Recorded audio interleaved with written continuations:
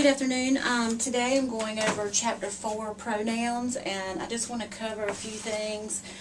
Make sure that you read beginning to end of every chapter, as well as the frequently asked questions, because a lot of times test questions will come from the frequently asked questions. So I'm starting on page 71. I'm going to kind of go a little fast because I don't want to make a huge video file that takes a long time to download. So, I'm going to move through pretty quickly, and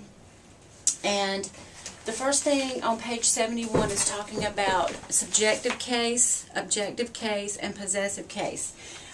These are very important when you're learning, well, should I use she or her, or him or me? So we're going to kind of go over those. And if you look at the study tip at the top of page 71, it tells you to kind of memorize that table because it will help you along the way.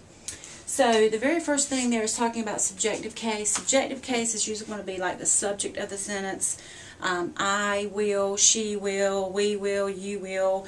Objective case is me versus I, or us versus we, and then you and you. Possessive case is mine, my, ours. Anything that you own is a possessive case. And it gives you the plural and singular forms of those.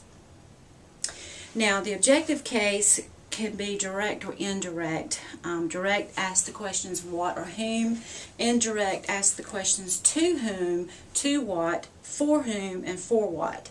So, the object of a preposition is usually going to appear before its object. The object would be the pronoun. So we talked about prepositions like for, or with, or to. So for her, with her, to her. These would be your prepositions if this would be the object of the preposition. Okay. Possessive forms, the thing about possessives is you don't want to confuse that with contractions. So a possessive would be, for instance, hers, yours, ours, with just an S. Hers, yours, ours. Okay, these are possessive. A contraction would be like with an apostrophe, which stands for two words. It is or it has. Theirs. And this is not the same thing as THIRES. Okay? So theirs is a possessive case. This is a contraction.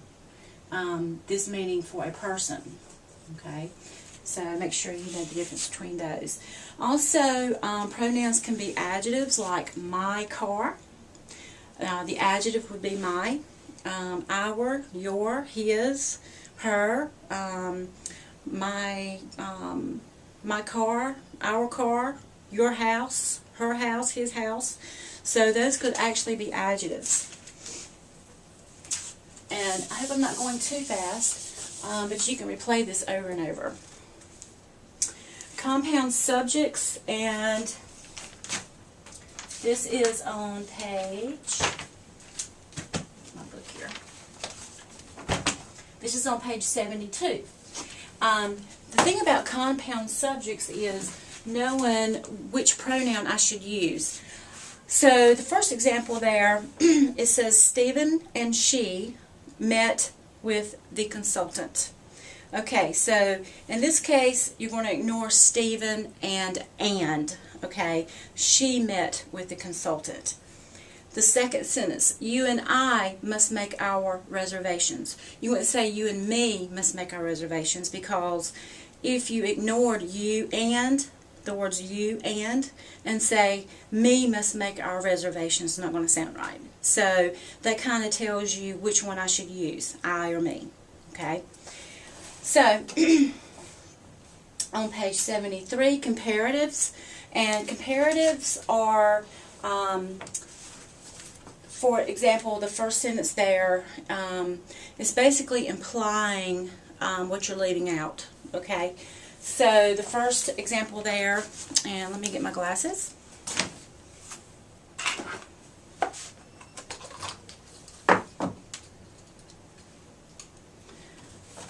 Deborah enjoys hiking as much as he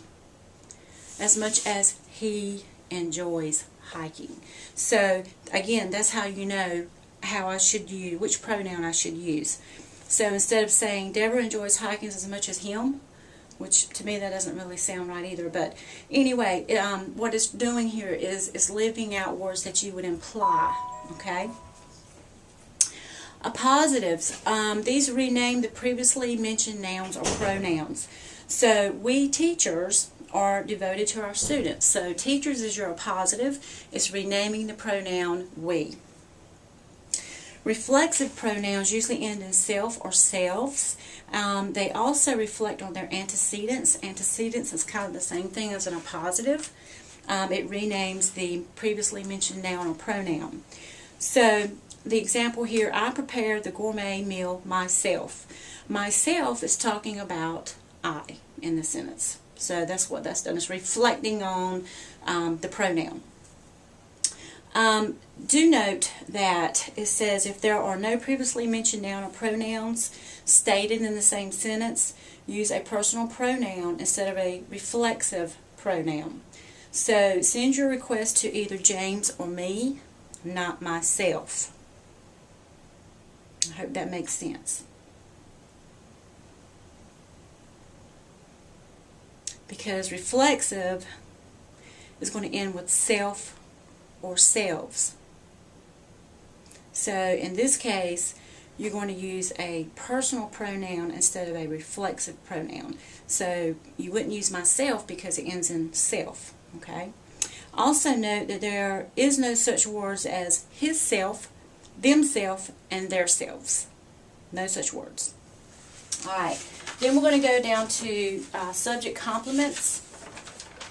Subject complements is talking about the subjective case pronouns which form as the subject of a sentence. Usually a pronoun follows a linking verb and renames the subject must be in subjective case. Linking verbs include am, is, are, were, okay? And these are state of being. I am here. It's a state of being. That's what linking verbs are. Am, is, are, were, was, be, being, been. And then there's some others. Feels, appears, taste, sounds, seems, looks. So I would make a note of those other senses down there because sometimes they'll throw you off. Okay, so the senses like feeling, smelling, taste, sounds, things like that can be linking verbs. So here, the subjective case, it is she who will make the hiring decision, not her. Because we are looking at the subjective case, and if you go back to page 71, the subjective case she is under subjective case singular, and it's the third person being spoken about. Okay, and then you can read the others. It was he, and what I kind of do here is I kind of reverse the sentence.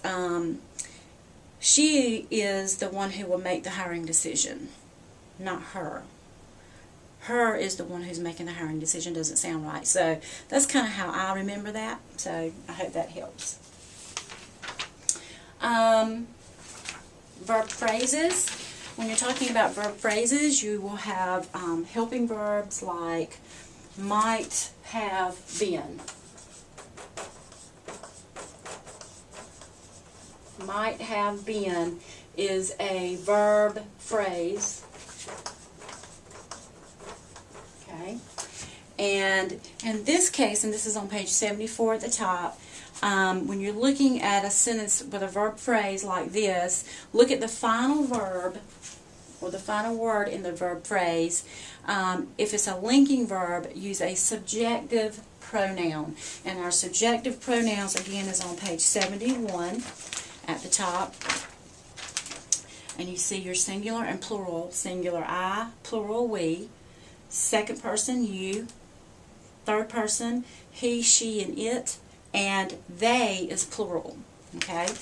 So, if the last verb in the verb phrase is a linking verb, and it is, because if you look back on page 73 at the bottom, our linking verbs are am, is, are, was, were, be, being, been. So been is one of those, okay? So in this case, then we would have to use the subjective case verb. Subjective case verb.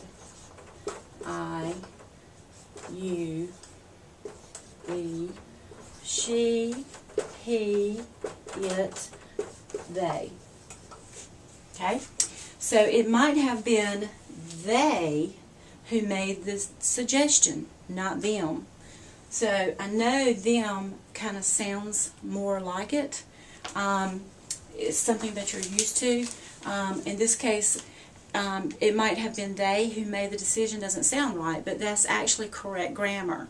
Now, if you look in that paragraph below that, it says, in conversation has come to say it is me, or more likely it's me.